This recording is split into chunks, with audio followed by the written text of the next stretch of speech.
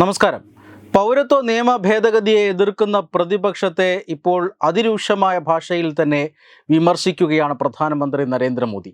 ഒരു തെരഞ്ഞെടുപ്പ് റാലിയിൽ പ്രസംഗിക്കുമ്പോഴാണ് അദ്ദേഹം ശക്തമായ വിമർശനം അഴിച്ചുവിട്ടത്. കാരണം ഇതിനു മുന്നേയും പ്രതിപക്ഷം CAA-ക്കെതിരെ വലിയ വിമർശനം നടത്തിയിരുന്നു, തെറ്റിദ്ധാരണാജനകമായ പ്രചരണങ്ങൾ നടത്തിയിരുന്നു. പക്ഷേ അപ്പോഴെങ്ങും പ്രതിപക്ഷത്തെ ഈ രീതിയിൽ നരേന്ദ്രമോദി വിമർശിച്ച് കണ്ടില്ല. പക്ഷേ ഇപ്പോൾ തിരഞ്ഞെടുപ്പാണ്, അതുകൊണ്ട് തന്നെ BJP-യുടെ ഭാരതത്തിൻ്റെ പ്രധാനമന്ത്രി എന്നതിനപ്പുറം BJP-യുടെ ഒരു സ്റ്റാർ ക്യാമ്പയിനർ കൂടിയാണ് പ്രധാനമന്ത്രി നരേന്ദ്രമോദി. അതുകൊണ്ട് തന്നെ ഒരു BJP നേതാവ് എന്ന നിലയിൽ അദ്ദേഹം ശക്തമായ ആക്രമണം തന്നെ പ്രതിപക്ഷത്തിന് നേരെ ഈ അടുത്ത ദിവസങ്ങളിലായി നടത്തിക്കൊണ്ടിരിക്കുകയാണ്. CAA പ്രകാരം കഴിഞ്ഞ ദിവസം 300-ലേറെ പേർക്ക് പൗരത്വം ലഭിച്ചിരുന്നു. ആദ്യഘട്ടത്തിൽ 14 പേർക്കാണ് പൗരത്വം നൽകിയത്.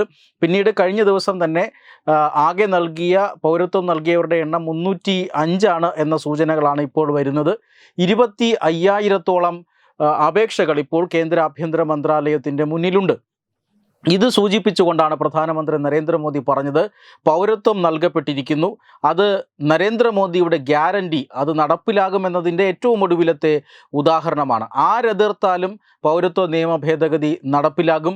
അങ്ങനെ എതിർക്കാൻ പറ്റിയ ആരും ഇപ്പോൾ ഇനിയും ജനിക്കേണ്ടിയിരിക്കുന്നു എന്ന രീതിയിലാണ് ഇന്ന് പ്രധാനമന്ത്രി പ്രസംഗിച്ചത്. അതുമാത്രമല്ല, കാലാകാലങ്ങളിൽ വിഭജനത്തിൻ്റെ മുറിപ്പാടുകൾ പേറി ധാരാളം ആളുകൾ ഇന്ത്യയെ അഭയം പ്രാപിച്ചിട്ടുണ്ട്. അവരുടേതല്ലാത്ത കാരണങ്ങൾ കൊണ്ടാണ് രാജ്യം വിഭജിക്കപ്പെട്ടത്. ഒരു മതരാഷ്ട്രം അയൽപക്കത്ത് രൂപപ്പെട്ടു. 1 2 3 മതരാഷ്ട്രങ്ങൾ രൂപപ്പെട്ടിരിക്കുന്നു.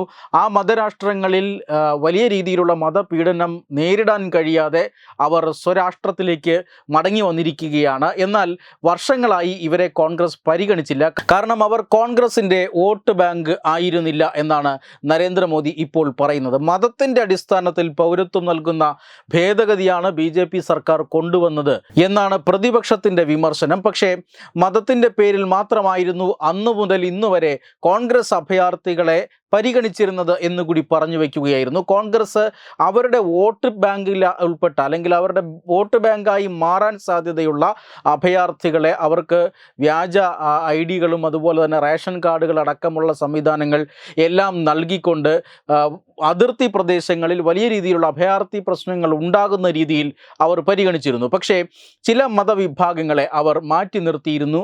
അത്തരക്കാർക്കാണ് ഇപ്പോൾ BJP സർക്കാർ പൗരത്വം നൽകിയിരിക്കുന്നത്. ഇങ്ങനെ സ്വരാഷ്ട്രത്തിലേക്ക് മടങ്ങി വന്ന, അഭയം തേടി വന്ന ആളുകളെ സംരക്ഷിക്കേണ്ട ബാധ്യത അത് ഇന്ത്യൻ പാർലമെൻറ്റിനുണ്ട്. പാർലമെൻറ്റ് ആ കടമ നിർവഹിച്ചിരിക്കുന്നു. ഇനി സർക്കാരിൻ്റെ ഊഴമാണ്. സർക്കാർ അതുകൊണ്ട് തന്നെ പൗരത്വ നിയമ ഭേദഗതി നടപ്പിലാക്കും എന്ന് കൃത്യമായി പറയുകയാണ് പ്രധാനമന്ത്രി നരേന്ദ്രമോദി കൂടി. മാത്രമല്ല, അദ്ദേഹം ഒരു കാര്യം കൂടി പറഞ്ഞു, കോൺഗ്രസ് അവരുടെ വോട്ട് ബാങ്ക് അല്ലാത്തവരെ തഴഞ്ഞു എന്ന് മാത്രമല്ല, അവർക്ക് പൗരത്വം കിട്ടാതിരിക്കാനുള്ള എല്ലാവിധ നടപടികളും എടുത്തു എന്നാണ്. പൗരത്വ നിയമം പാസാക്കിയപ്പോൾ CAA തെറ്റിദ്ധരിപ്പിച്ചുകൊണ്ട് കോൺഗ്രസും ചില വിദേശ ശക്തികളും രാജ്യത്ത് കലാപം അഴിച്ചുവിടാൻ നേതൃത്വം നൽകി. അതുകൊണ്ട് തന്നെ രാജ്യത്തിനകത്തും പുറത്തുമുള്ള ഏത് ശക്തി വിചാരിച്ചാലും ഇനി പൗരത്വ നിയമ ഭേദഗതിക്ക് അല്ലെങ്കിൽ പൗരത്വ നിയമ ഭേദഗതിയെ തടയാൻ കഴിയില്ല എന്നാണ് പ്രധാനമന്ത്രി നരേന്ദ്രമോദി പറയുന്നത്. തെരഞ്ഞെടുപ്പ് പ്രചരണ വേളയിൽ ഇതിനു മുന്നേയും ഒരു പ്രാവശ്യം അദ്ദേഹം വിദേശ ശക്തികളെക്കുറിച്ച് പറഞ്ഞിരുന്നു. നരേന്ദ്രമോദിയെ താഴെയിറക്കാൻ പല കളികളും പല വിദേശ ശക്തികളും നടത്തിയിട്ടുണ്ട് എന്ന് അദ്ദേഹം സൂചിപ്പിച്ചിരുന്നു. ഇത് 2ാം തവണയാണ് CAA-യുമായി ബന്ധപ്പെട്ടും അദ്ദേഹം വിദേശ ശക്തികളെക്കുറിച്ച് സൂചിപ്പിക്കുന്നത്. ഇന്ത്യയിലെ തെരഞ്ഞെടുപ്പിൽ ഇടപെടാനും ഇന്ത്യൻ തെരഞ്ഞെടുപ്പിനെ അട്ടിമറിക്കാനും പല വിദേശ ശക്തികളും ശ്രമിച്ചിട്ടുള്ളതായ വാർത്തകൾ നേരത്തെ പുറത്തു വന്നിരിക്കുകയാണ്. ഇപ്പോൾ പ്രധാനമന്ത്രി നരേന്ദ്രമോദി വീണ്ടും അതൊരിക്കൽ കൂടി സൂചിപ്പിക്കുമ്പോൾ അതിനെക്കുറിച്ച് കൃത്യമായ ധാരണ അത് കേന്ദ്ര സർക്കാരിനും പ്രധാനമന്ത്രിക്കും ഉണ്ട് എന്ന് തന്നെയാണ് വിലയിരുത്താൻ സാധിക്കുന്നത്.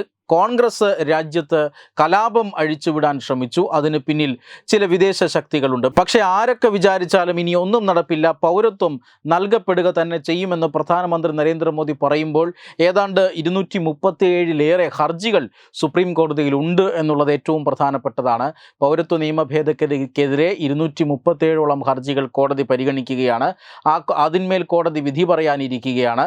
അത് തെരഞ്ഞെടുപ്പ് കഴിഞ്ഞാൽ ഉടൻ ഉണ്ടാകുമെന്ന് പ്രതീക്ഷിക്കുന്നു. ഈ സാഹചര്യത്തിലാണ് ഇപ്പോൾ വലിയ ആത്മവിശ്വാസത്തോടുകൂടി കേന്ദ്ര സർക്കാർ പൗരത്വം നൽകാനുള്ള നടപടിക്രമങ്ങളുമായി മുന്നോട്ട് പോകുന്നത്. Web desk Tatwamayi news.